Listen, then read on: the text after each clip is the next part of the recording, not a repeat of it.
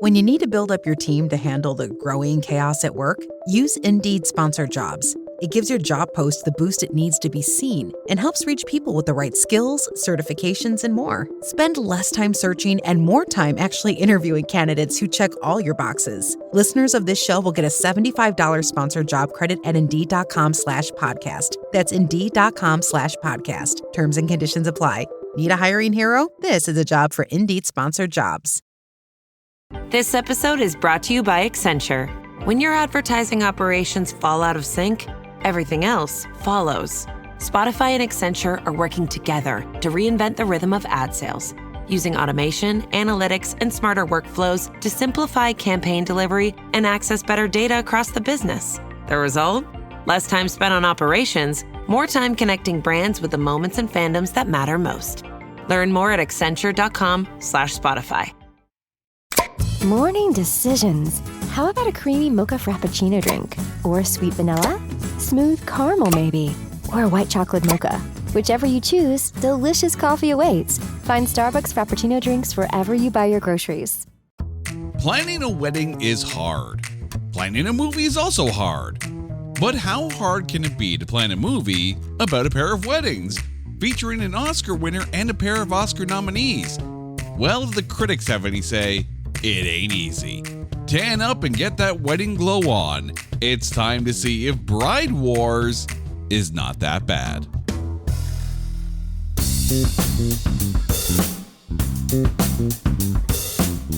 Welcome one and all to It's Not That Bad, the podcast that looks for A grades in B movies. Hello to all of our listeners in Las Vegas, Nevada, and around the world. How the heck are you guys doing? Okay, so now that we have our 5-year anniversary out of the way, it's time to kind of put the cart before the horse, or kind of in reverse, because we're going to spend August, or at least the rest of August, talking about some wedding movies, because it is, in fact, wedding season. And here to join me, my lovely wife, Carrie. How are you doing? I'm good. Boy, am I glad our wedding didn't go anywhere like these two weddings, either one of them. Ours was good. Ours was fun. I find it funny that you have these kind of movies about weddings that just completely and utterly go off the rails. And yet people watch these kind of films before planning a wedding or going to a wedding. It's kind of like, and dear listeners, I think we've talked about this before on the show, but if not, let me bring it up here. Just to tell you exactly how broken Carrie and I are in our own special kind of way. There's a movie that we like to watch before any time we hop on a plane and travel. It's The Terminal with Tom Hanks. Because we're that kind of broken. So I have a feeling that for some reason, there are people out there who like to watch weddings go off the rails before their own wedding. I'm curious, Carrie, before our wedding, did you actually watch any wedding movies? 1000%. Were you not paying attention? I lived and died by the father of the bride. Okay, so you watched a good wedding movie. And you know what? I can answer that question for you. So you want to watch weddings go completely awry because on your special day as a bride, you want to know in your heart and your mind that it could always be worse. You could be living the life of, ex-bride in whatever movie. And, no matter what happens on your special day, you can sit back and laugh at it and go, whew, well, at least it wasn't like that wedding or that wedding. Or, so yeah, there's a kind of comfort in seeing how horrible things could go, because then it's like, okay, well, it wasn't so bad. Is this like one of those theories that if you're having a really, really bad day, just start listening to Tool, because then everything doesn't seem so bad? Right. Optimism through pessimism. Okay. So just so we're very, very clear. So this then would be the kind of movie that I'm sure people would want to watch then before a wedding, because we're talking about Bride Wars. But before we do get into the film, we need to take this mayhem of nuptials and trailerize it. There are 3 steps to having the perfect wedding day. Step 1, pick the day. Step 2, the perfect location. And step 3, eliminate and annihilate anything and everyone who gets in your way, no matter how much they mean to you. Bridezilla ain't got nothing on these 2 nuptial nutcakes. Emma and Liv are about to go from eternal besties to beast mode as they try to boot each other off their perfect wedding date. All because Murphy Brown can't get good help. Make sure to pack something orange and something blue as the devil wears a wedding dress. Anne Hathaway and Kate Hudson star in Bride Wars. Rated PG for prenuptial guerrilla warfare. That was fantastic. Wow. You literally summed up the 2 hours of the movie. I mean, cut straight to the wedding. Right. Yeah, that was well done. So you're saying that the show's done? We've already covered everything now? That was succinct. Thanks, everyone. Have a nice day. And thank you for... No. We still have plenty to get through, including who stars in the movie. The movie stars Kate Hudson, Anne Hathaway, Candice Bergen, Chris Pratt, Brian Greenberg, Steve Howery, Kristen Johnson, Michael Arden, and Paul Scheer. However, there's an almost starring for this movie because apparently this movie was supposed to be a teen comedy initially with Emma Roberts as Liv and Nikki Reed as Emma. So we almost had a very, very, very different film. The movie was directed by Gary Winnick, who also directed 13 Going on 30. So they picked the perfect director for the movie. But it should be noted that if you do like Bride Wars and you want to watch what it would be like in a completely different country, there is, in 2015, a version that was released and made in China that's basically a Chinese adaptation of Bride Wars, starring Angela Baby and Nini in the role. So it's basically, we can do this at home. That kind of film. The movie had a budget of $30 million. Domestically, it made $58 million. Worldwide, $115 million. When it was released on the January 9th, 2009 weekend, which kind of feels like, how many people do you know got engaged like at Christmas or New Year's Eve? That seems like the perfect time to drop a movie called Bride Wars to kind of put the kibosh on any good feelings about getting married. It debuted at number 2 with $21 million and was the highest grossing debut that weekend. Also debuting was The Unborn at number 3 with $19.8 million and Not Easily Broken, but not near in as many theaters with $5.3 million. The top grossing film that week was the 5th week of Gran Torino with $29 million. But there are some accolades for this film. At the 2009 MTV Movie and TV Awards, Anne Hathaway was nominated for Best Female Performance, but lost to Kristen Stewart for Twilight. And Anne Hathaway and Kate Hudson were nominated for Best Fight, but lost to Cam Gigandet and Robert Pattinson, better known as Edward and James, for Twilight. At the 2010 People's Choice Awards, it was nominated for Fave Comedy Movie, but lost to another wedding-themed movie, The Proposal, starring Ryan Reynolds and Sandra Bullock. At the 2019 Choice Awards, Anne Hathaway actually won Choice Movie Actress in a Comedy and beat Kate Hudson for the award. Kate Hudson was actually nominated for Choice Hissy Fit, but lost to Miley Cyrus for Hannah Montana the Movie. Anne Hathaway and Kate Hudson were nominated for Choice Movie Rumble, but once again lost to Edward and James for Twilight. And Anne Hathaway was nominated for Choice Movie Rockstar Moment, but lost to Zac Efron for 17 again. But on the other side, at the 2010 Razzies, Candice Bergen was nominated for Worst Supporting Actress, but lost to Sienna Miller for G.I. Joe The Rise of Cobra. And we've already covered G.I. Joe The Rise of Cobra on this show. So when I say that Sienna Miller was unfairly maligned for that award, I damn well mean it. But the reason why we are here, not just to celebrate the summer of nuptials, but the critics. Over Rotten Tomatoes, this film has a popcorn meter of 51%, but a tomatometer of 10.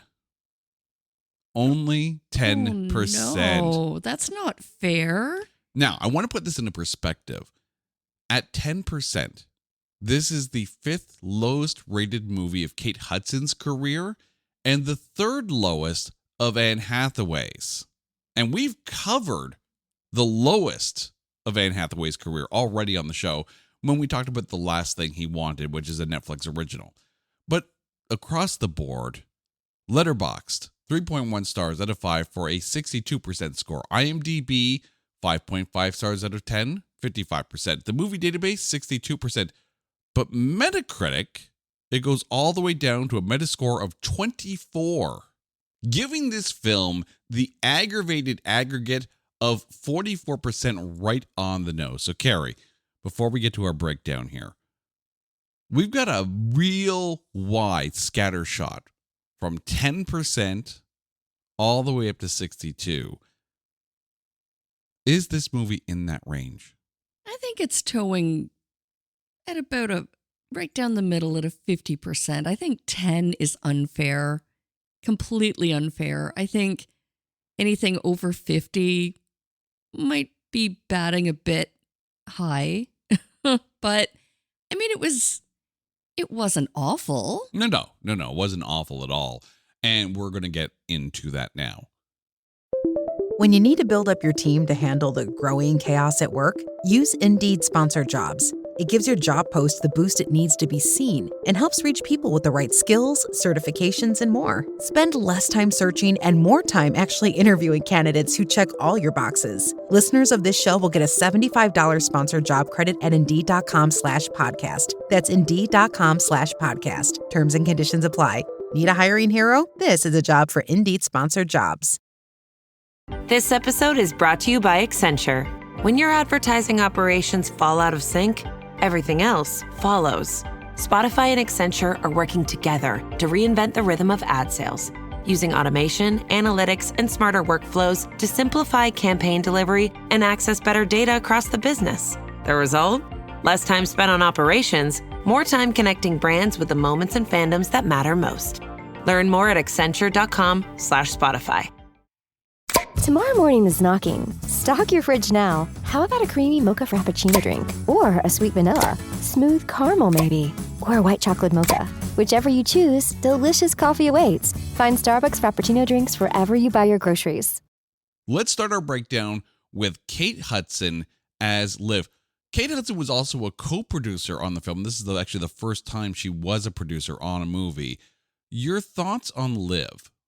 Okay, I love that. I love hearing that she kind of took on, a heftier role and lion's share of, the making of this movie. But I have thoughts, and I don't know if I want to go right into it. I kind of almost want to hear your thoughts first before I go guns a-blazing. All right. So first things first, I think one of the best parts of this script is the difference, the dichotomy between the characters of Liv and Emma. So dealing with Liv, you have this like no nonsense, take no prisoners kind of lawyer who kind of, by hook or by crook, by sheer force of will, gets pretty much whatever she wants. But yet it's her character arc that brings her around to realizing that everything that she and Emma have done, that there are no innocent people in this war, just innocent bystanders. You have that moment where she realizes that she's gone too far and she doesn't have her best friend. And even though she is marrying the guy of her dreams, it's not complete. And she's the one who mentally kind of comes around to that point. And I think Kate Hudson really delivers on that character arc in this. I completely agree. I mean, you know what? She played like the perfect mindset of the bridezilla. And I think that I almost wanted to see a little bit more from her in that I almost felt like a lot of her. So the two brides are coming up with, ways to up each other, right? And, or, kind of upend stall each other, right? And the planning of their wedding. So I almost wanted to see more from Liv, I wanted to see, I don't know, like just the more like evil, self-centered attack, because I don't think that was completely flushed out. See, and I'm kind of the other mindset on this. See, at the beginning of the film, like once the war starts, if you will, Liv is very much the assertive character. And in the beginning, you almost feel more for Emma because Emma's character is more kind of walked all over by pretty much everybody. And you're like, okay, so Emma's finally standing up for herself. And Liv is more the domineering of the two. But as the movie goes on, you almost have that sympathy switch throughout. And Liv realizing the error of her ways and wanting to try to stop things that she's put in motion at the end of it. It's I like Liv's character more than Emma, but we'll get to Emma in a second. But I mean, I didn't hate Kate Hudson in this role at all. I think she came in very much aware of the arc that Liv needs to have. No, I think you're right in that, but I think when we start to talk about Emma, I'll be able to flush my hopes for the two women, out a little bit more. All right, well, let's talk about Anne Hathaway as Emma. I'm going to let you take this one. Okay. So you were absolutely right when you said that, we felt more for Anne Hathaway because she was very much like in the shadows of Liv. Like that's kind of how their dynamic seemed to be growing up. Even the flashback to when they were young girls. Liv is, beautifully dressed up. She's the bride, and Emma got to throw on the suit jacket, and play the role of the groom, right? So she almost kind of felt like she was in Liv's shadows throughout, and I think that was flushed out, but I think in the end, I would have liked to have seen the end of the movie flipped. And with that, it was almost kind of like, why did it have to be Emma's relationship that was the one that ended at the altar? Also, spoilers like a mofo, by the way. Yeah. Like, I think if they had painted Liv's character a little bit more of the bridezilla, and I think if they had inevitably made it the strain on their, relationship and the end of their marriage, I think, I don't know, I almost wanted to, because you're rooting for Emma. You're rooting for her. She's in the shadows. This is her day. It's also Liv's, but it's, Emma's finally getting her dream. And you almost wanted to see her step out of the shadows and for the sun to shine on her. And then you get to the altar and it's her relationship that ends that day that should have been her wedding day. So I really feel like, I obviously know why. And, I don't feel I need to completely ruin the movie anything more than the wedding day. Sorry, viewers. Definitely watch this movie, though, because it is really good. They're both equally to blame. They both are very equal in their attacks amongst the other bride. But I feel that the ending should have been flipped, personally. I don't even know if the ending should have been flipped. I just don't think the ending should have been the ending for Emma. And I understand the character arc here, because here you have a character who is not assertive, is not defending herself, is not standing up for herself, is being walked over by her coworkers, by her best friend, basically. Like, there's a lot about Emma where you're like, oh, girl, you got to stand up for yourself. If you want this, you have to actually say. And then she starts to assert herself. She starts to kind of go down that road of, doing this for her. This is her day. This is her dream. She, forget the fact that it's also Liv's dream as well. But this is her dream, right? And she does go full bridezilla, and she does, kind of create a lot of collateral damage, which I think does kind of bring a damper on the film as well. I think the film lives a bit too much in that collateral damage side of things, as opposed to being more campy, goofy fun in living more in the things that they're doing to each other. Like, I mean, yes, there were some hilarious moments. The tanning bed situation, the hair dye situation. You have all these little things. Like, you have two best friends. No one knows them like the other person. And of course, they're going to know exactly the perfect ways to get under each other's skin. I get that part. And I understand the idea of someone who's not used to asserting themselves and putting themselves ahead going too far because they don't know where to draw that line. So I understand, Emma's gone too far moment, but I feel that the deterioration of that marriage before it even launches is almost a bring down on the film.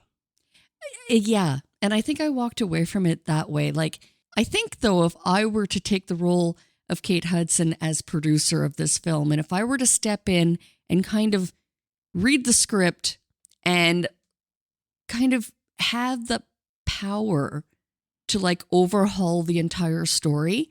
So here's the basis that I see. You've got two friends growing up who share the same dream of getting married at the plaza, which, is a lovely location. But they have one date, the same date booked. These are two friends. Like, even for their extended circle, right? That poses a real conflict. It's like, which wedding do you attend, right? Why they didn't just make it one big ass party and go towards the altar hand in hand as best friends, I don't know. And I mean, sure, they could have had like the little, petty war bits along the way. They could have, had the part about the dress. They could have had the part about the tanning and the hair. Even everything from, choosing, I don't know, the seating arrangements, right? Or the flowers or the overall look of the hall. Mm-hmm. And then they could have like split the hall to be, designed one way for one bride and one way for the other. But you still should have had that element of connection because these two women were best friends growing up. They had the shared dream. They had one blue beret. That could have been like the heated conflict, right? Who gets to have the beret?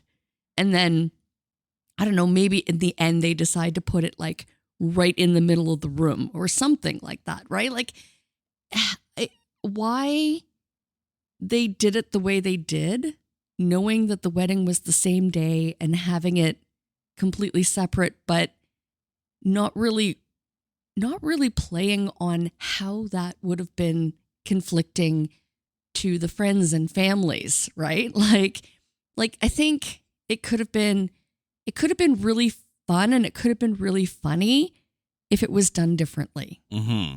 Yeah, I mean, I have no problem with the arc of Emma just going too far, right? And having it be a strain on her relationship, right? And maybe even, maybe if you even ended it earlier, right? And Emma just admitting defeat, knowing that she was, the cause of her own, but then make that be Liv's moment of, oh my God, what have we done? and then maybe Liv works to get Emma back together with her fiance, and then they do have the grand wedding kind of thing. Like, it just doesn't. You're right. It takes away from the idea of this being a fun, lighthearted film, because there are actual consequences, which is nice for a change from a plot perspective, but it's also a bit of a drag down kind of thing. Now, the other thing too I should point out is that initially this film was meant to be an R-rated movie, but the studios came in and said, you might want to bring it down to at least PG-13, to try to expand. I can imagine if you had turned this into a bit of a raunchier kind of comedy and have it go completely, absolutely nuts with what they do to each other, you know what? Then maybe it would have been, it would have leaned more into the, okay, this is just beyond crazy kind of fun, but obviously you want to, maximize your box office as well. And they made their money back, so that's always a good thing. But I can see why, the tonality of Emma's relationship kind of puts a sour note on this film. But you know what? This film doesn't happen if you don't have one character who could have easily solved the movie in 20 minutes. Candice Bergen as Marion St. Clair. This is the wedding planner who her assistant made the little mess up. Your thoughts? The worst wedding planner ever. Even though I know she was much sought after, she was a tad, I don't know, not really helpful at all. Like, there wasn't a whole lot from her, and I think that was a missed opportunity. Because Candice Bergen is a great actress, and I think they could have, like, I don't know, made her more like Miranda Priestley, more demanding, more, give her more gravitas, right? Like, she was just meh. Like, yeah. And it took away from what it could have been. Like, if this is the wedding planner, you're absolutely right. If this is the wedding planner who has so much power and so much sway in order to be able to lock down these dates at the plaza, to make this dream happen, clearly she has the ability to get someplace, to make something happen, right? I understand the idea of not wanting the weddings on the same day. I get that, but whatever. Why not go to if you're Marion St. Clair, why not go to that third person, the person who came in after these two, and say, look, you came in second. You came in after these people. These people had priority booking. You're going to have to move your day, right? It's almost like she's waving her hands in the air and like, I'm sorry, someone said no to me, so I'm going to have to say no to you too. What? No. And also, why is she the narrator of all things?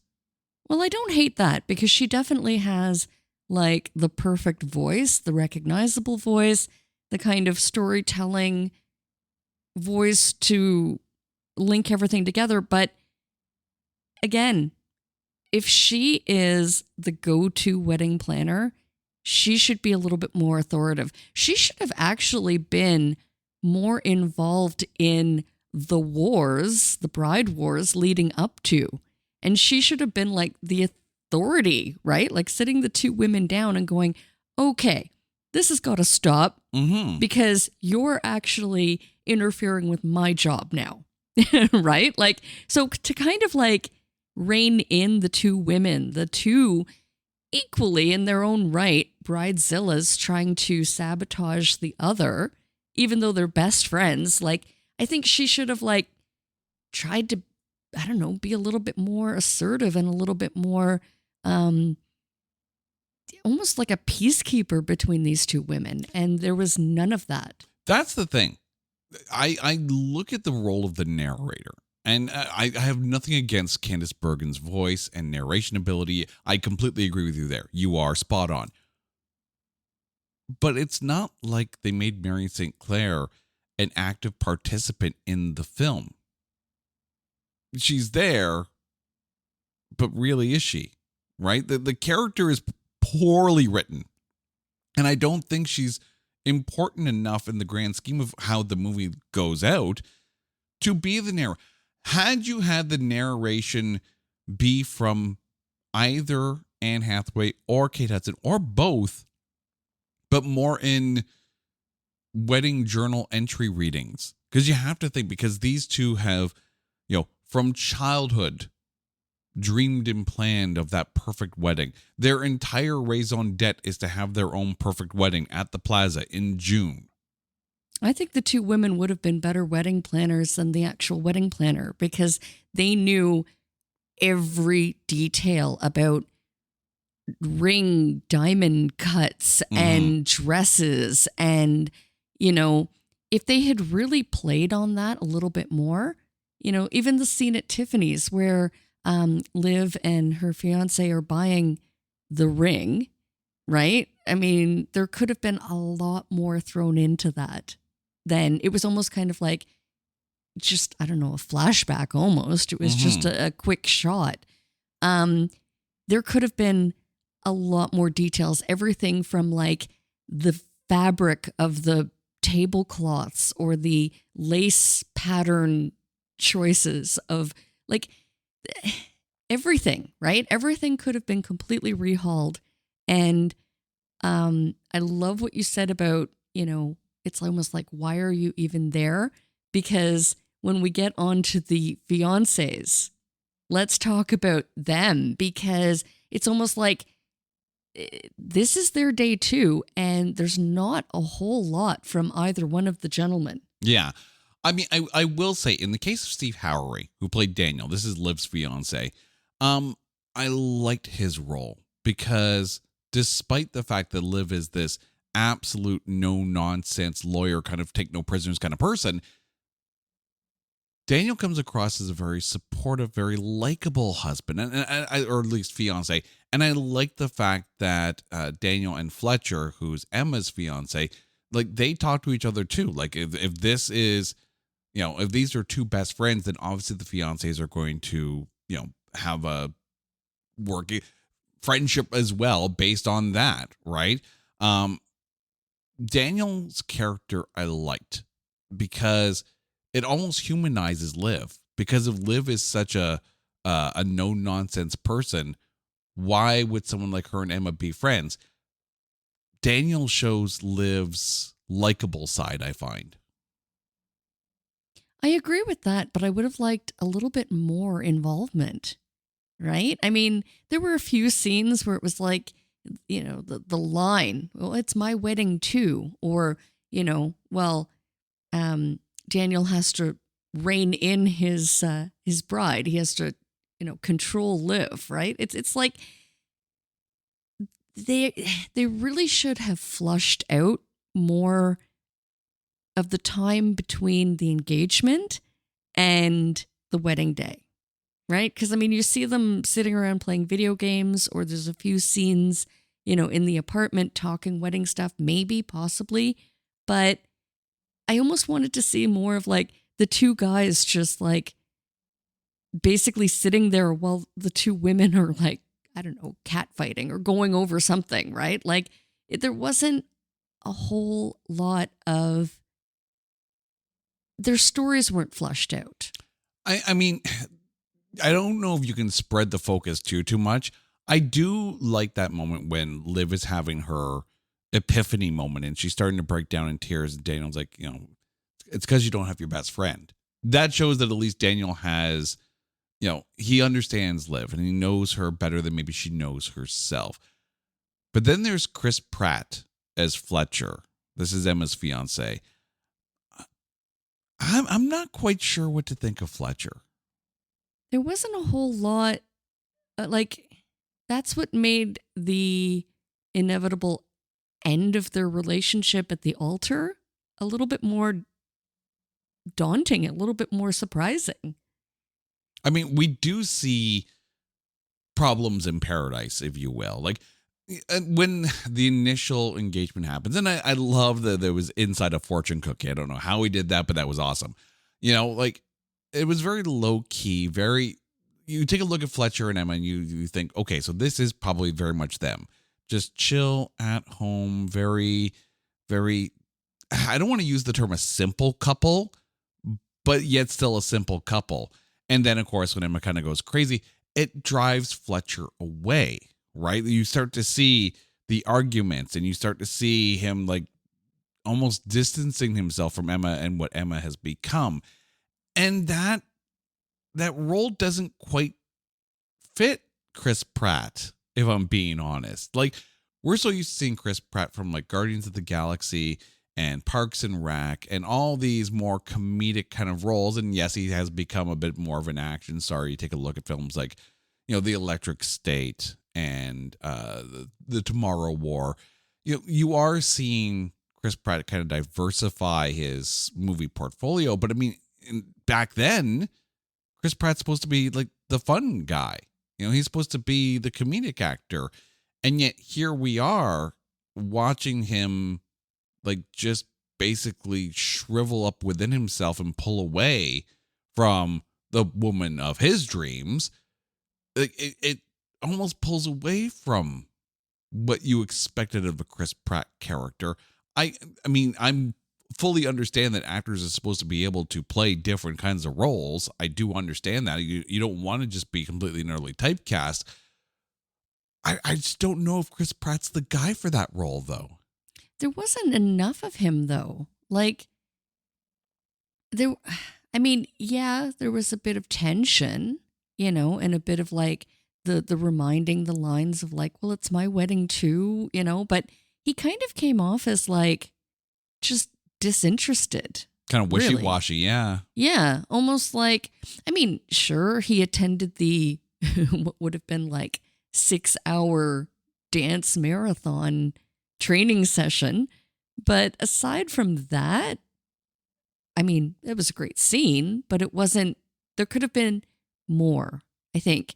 And it was lacking. I wanted to see more of him. And you're right, more humor would have been nice, but it didn't even have to be a comedic role.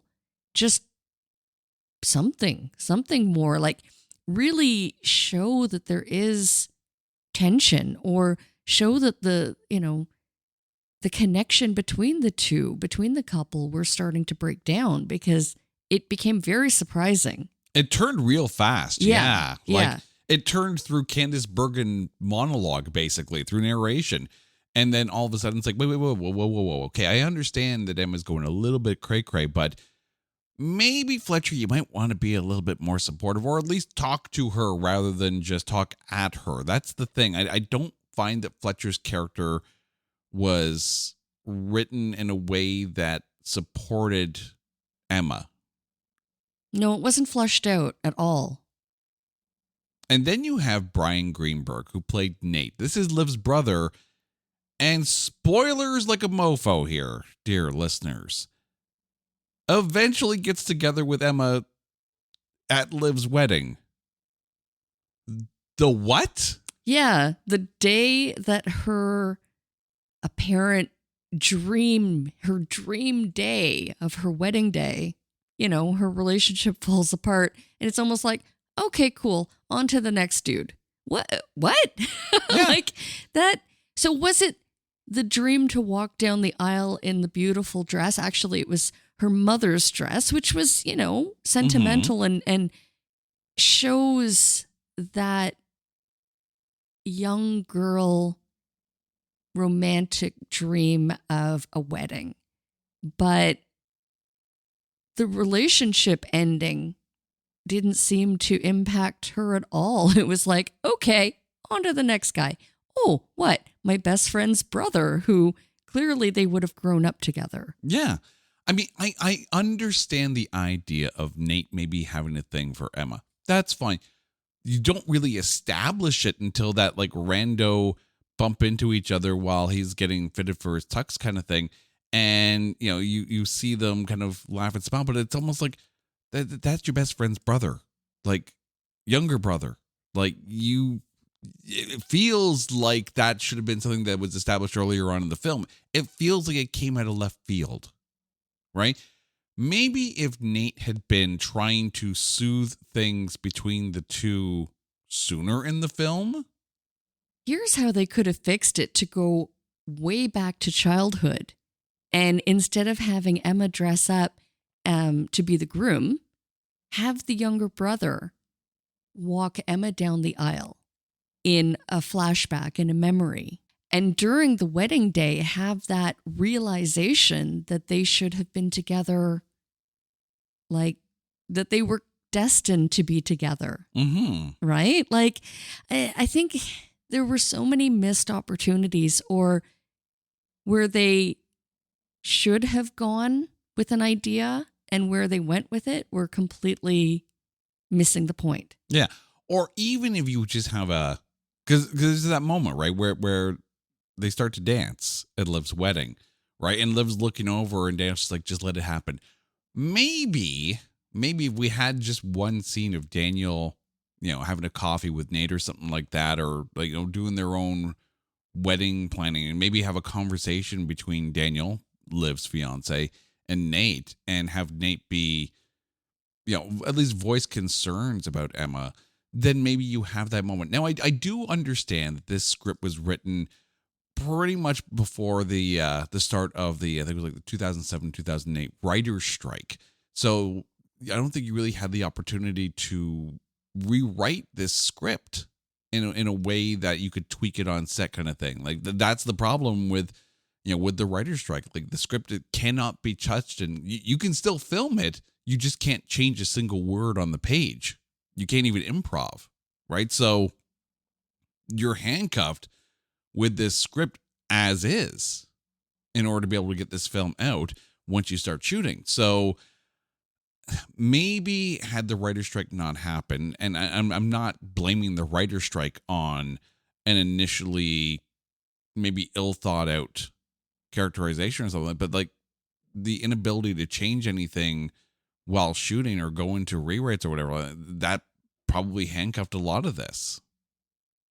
Well, we just spent the last hour thinking of at least 3 or 4 different ways of how this story could have been better presented. And it wasn't bad. I'm not here to say it was a horrible movie. There were a lot of really great things, a lot of really great scenes and ideas, but some things could have been fleshed out more. Some things could have been added to really make this make sense. Oh, the building blocks are absolutely there. I think the pieces are also there too. Like you had good actors in the roles, even though I'm still not sold on Chris Pratt as Fletcher. I don't hate the pieces that are here. They just need to be shuffled a little bit. But one person we have not talked about yet and needs to be talked about is Kristen Johnston, who plays Deb. This is Emma's co-worker who becomes the substitute maid of honor for Emma. Your thoughts on her? I freaking loved Emma's scene where she finally started to assert herself and speak up for herself, but it was on her wedding day as she's looking in the mirror, and she just kind of snaps at that point. Oh, and it's a calm snap too, which is always the scariest. And that was, I think, my favorite scene of the movie. That was perfect. Mm-hmm. And I think I wanted to see more of it, or I was waiting for it to happen, maybe in another time, in another place, at another scene. But it was absolutely perfect. I think we just needed more of that throughout the movie. Yeah. I mean, Kristen Johnston does really, really well at playing those smaller, supportive comedic roles. I mean, obviously she was great in Third Rock from the Sun. But this kind of reminds me of that little spot she had in Austin Powers, The Spy Who Shagged Me. And it's Ivana Humbalot or something like that, I think was her. Oh my God, I forgot about that. Right? But she, you know what? She is just so great at just being so completely, her delivery is so deadpan, but it is just so damn funny. Like she just has that way of, the line that she's saying is okay, but it is made 10 times funnier because of her delivery. Oh my God, like one of the best quotable lines out of Austin Powers, The Spy Who Shagged Me, is her going, "Make love to me, monkey man." I'm just like, that is just so freaking hilarious. But I love the fact that she, throughout the whole movie, in her own subtle way, almost defines Emma's character arc as well, right? So at the beginning of the film, Deb is completely walking all over Emma, and Emma's letting it happen, as she always does. And then you get to that point where Emma is just calm and cold and just really kind of scary, like full on bridezilla, like, this is my wedding and you're going to do exactly what I want for once. And it's like, I love that moment for Emma, but the fact that it comes towards Deb just shows how far she has come and gone. And as far as Emma goes. And I love that. Like, you have to have those characters that are there literally to almost define a main character's journey. See, I love it, but I think it was a little misguided. I mean, sure, it was definitely justified in that case, but had Emma stood up to Liv, or even had Emma stood up to the wedding planner at some point, there should have been, or her fiance, Chris Pratt, right? If Emma had asserted herself in a different scene, in a different moment along this entire bride war leading up to the wedding day, right?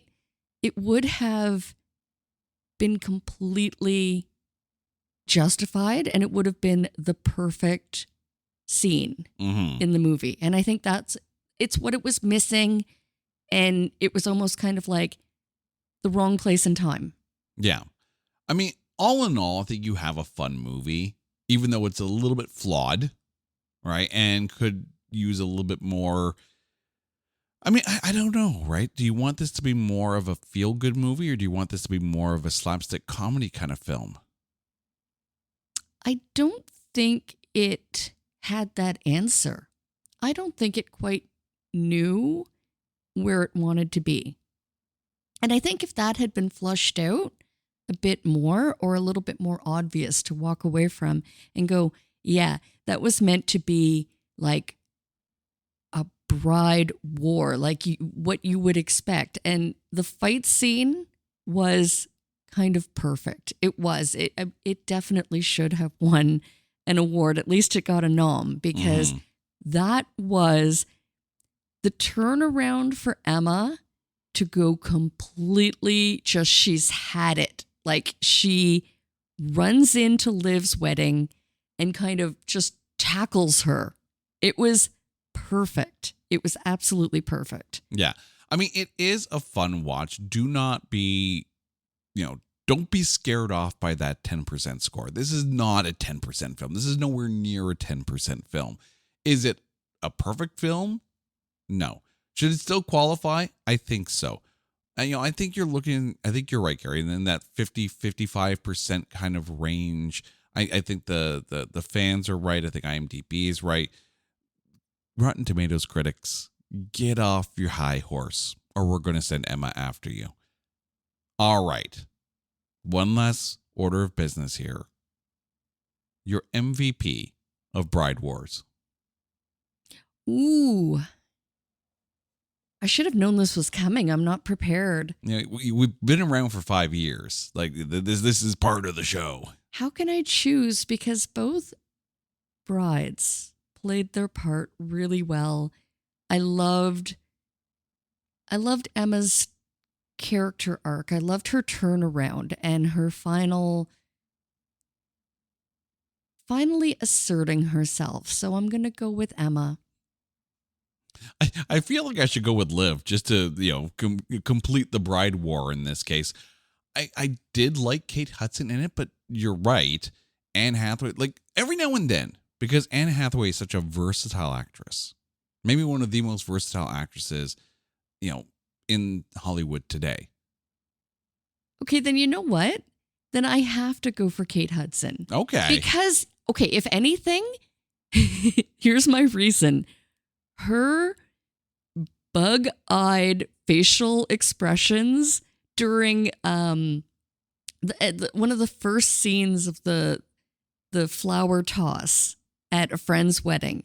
And they freeze framed it. They completely knew what they were doing. Kate Hudson understood the assignment completely.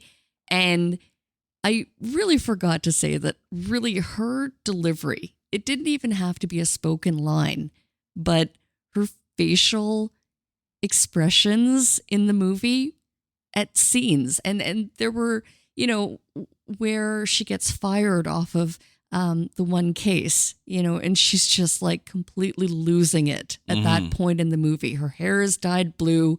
Her wedding's coming up in a week, and she's just lost a client.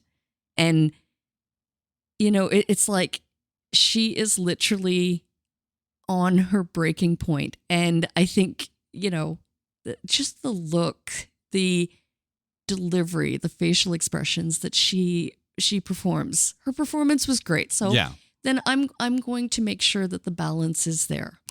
I change my bride. What are you, Anakin Skywalker? You're bringing balance to the Force? Yes. I mean, this film isn't as good as it is if you don't have the chemistry between Kate Hudson and Anne Hathaway. And that's no word of a lie. They both deserve MVP in this. I love that you went with Kate Hudson. I'm going to go with Anne Hathaway because I love when she gets to have fun and takes on, for lack of a better term, Anne Hathaway turned this into kind of a wickedly delicious kind of role. And yeah, it is a fun film.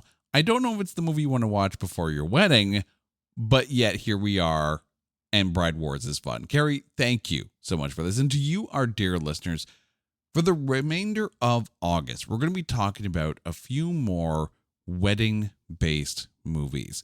So if you are actually getting married this month, we have you covered, I guess. Good luck if you're watching any of these movies. But until next time, you know the drill. If there is a movie out there that you think is unfairly maligned or is so bad that there is no way in the plaza that we can find anything good to say about it, hit us up on social media at NotThatBadcast or go to our website at NotThatBadcast.com. Until then, she's Carrie. I'm Jay. You guys are awesome. This is It's Not That Bad, a proud member of the Pantheon Podcast Network. Take care.